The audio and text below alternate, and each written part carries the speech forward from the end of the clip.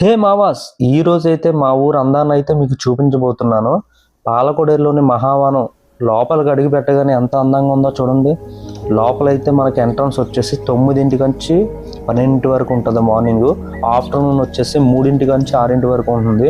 ఇంకా లోపలికైతే ఎంట్రన్స్ చూడండి ఎంత బాగుందో.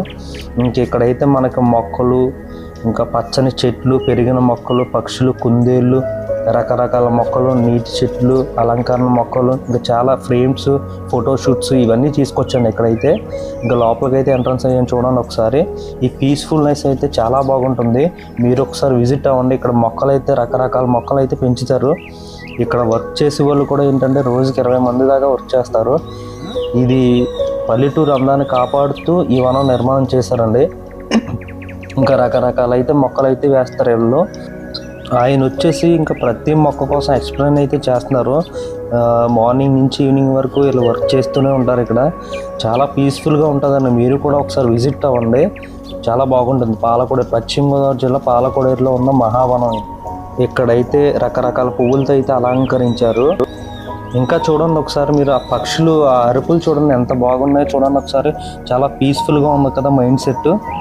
ఇంకా మీకు చుట్టూరు అయితే నేను చూపిస్తాను.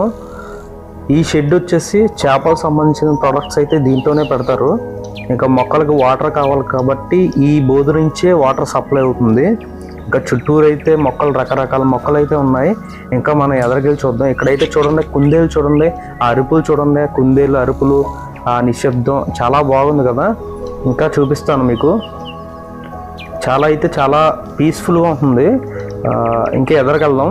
ఇక్కడ చూడండి చెరువు అండ్ ఆ సిట్టింగ్ ఏరియా చాలా బాగుంది కదా. ఈ సిట్టింగ్ ఏరియా చూడండి ఎంత బాగుందో.